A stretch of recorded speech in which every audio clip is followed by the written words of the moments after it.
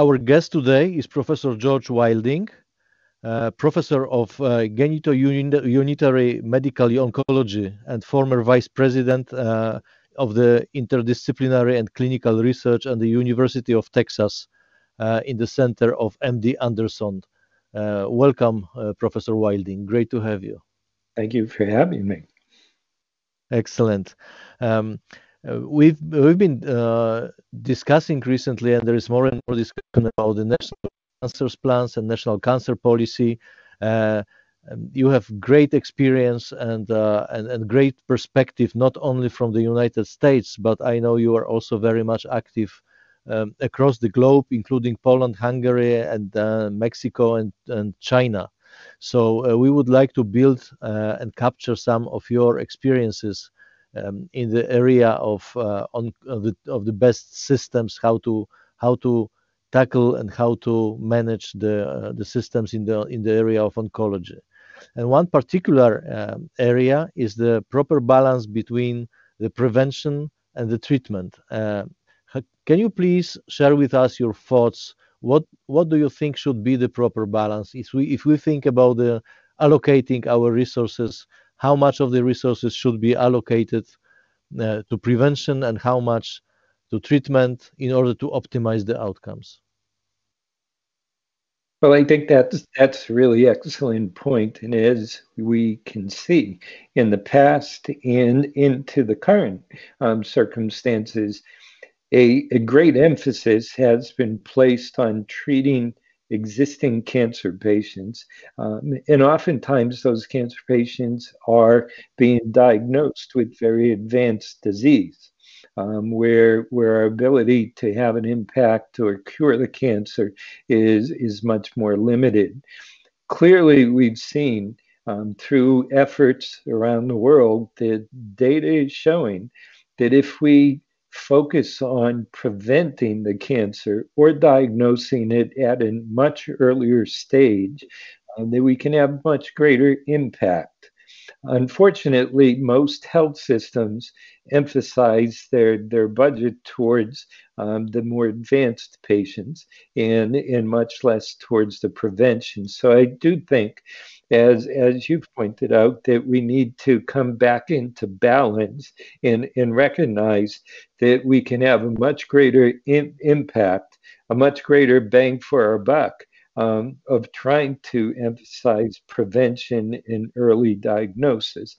That doesn't mean that we don't treat advanced patients. We certainly have to continue to treat people with extensive disease and diagnose cancer, but we can eventually have much greater impact if we focus on the other end of prevention, improving lifestyle, improving the early diagnosis in treating earlier stage disease.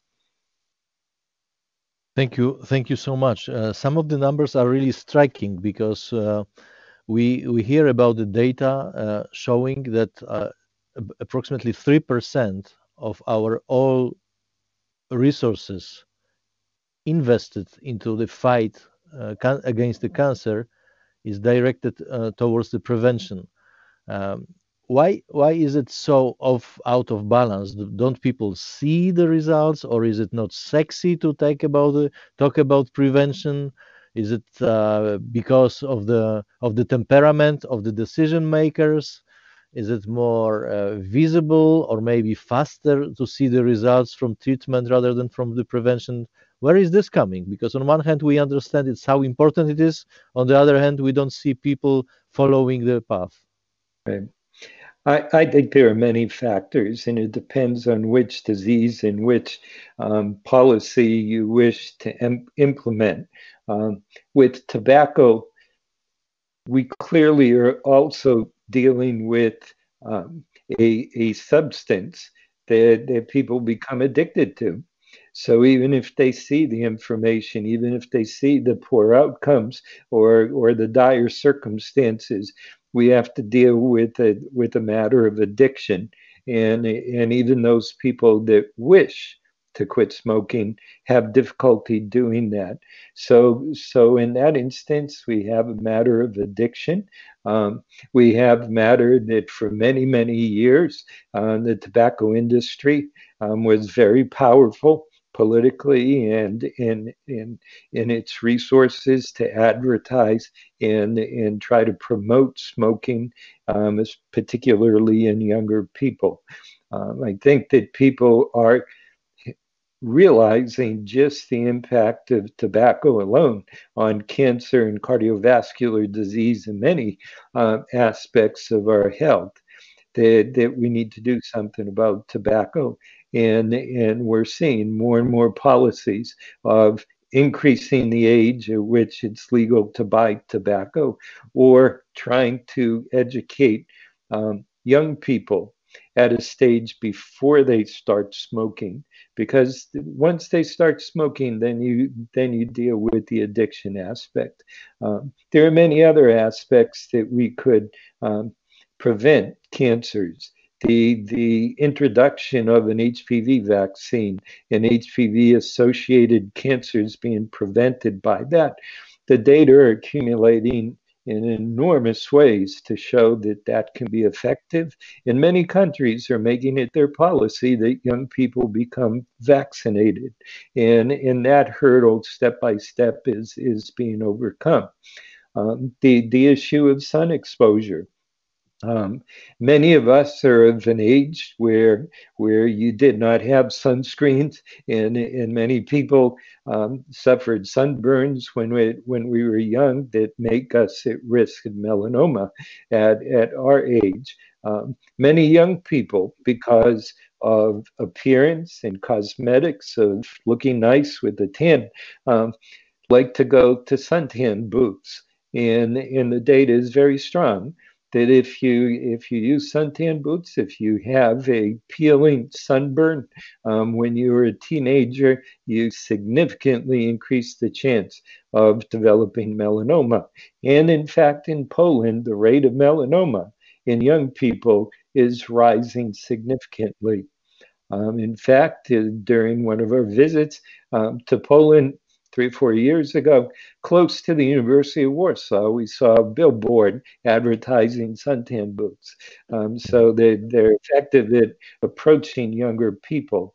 And I think it's a dramatic step, a very significant step that in Poland, the president on down introduced legislation to try to prevent people below the age of 18 of using suntan boots. It's that kind of policy approach that can, over time, have a significant impact in prevention and early diagnosis. Excellent. Thank you very much for sharing this. Ali, the last question that I would like actually to ask you, because is now referring to um, your experience from the United States. We are facing now an unprecedented flow of innovation in the area of oncology, multiple treatments, multiple technologies, ways, also devices, diagnostics, all incredible. Probably never ever in the history we had on the table so many new initiatives and approvals by the FDA. So the industry as the source of innovation becomes one of the important stakeholders of the entire system. And what do you see? Because we know that it takes a lot of effort from multiple stakeholders to come up with good solutions and to balance the scarcity of resources with the potential benefits of the patients. What is your perspective on that? What should be the role of the industry? Also helping doctors and helping patients to be able to benefit from all these new inventions. Industry has an important role in the equation. It's just not one component. It's not academic oncology or the community practice oncology or government in industry. It's all of those components working together. Industry can take an idea. Universities tend to be idea rich, but they need to translate that into application to the population. And most universities really don't have the resources to bridge that gap between developing an idea to a certain point, but then taking it into a larger population and doing the large studies. And that's where industry has an important role of doing those large studies and then eventually getting the product to a broad spectrum of patients. So all of the components have important roles to play in this continuum of um, data development and information development and basic research to developing it to the point where it can be translated into people to eventually bring it to the standard of care. Thank you very much, George. Our guest today was Professor George Wilding from Texas in the United States. And thank you very much for sharing your perspectives with us. Thank you. For having me.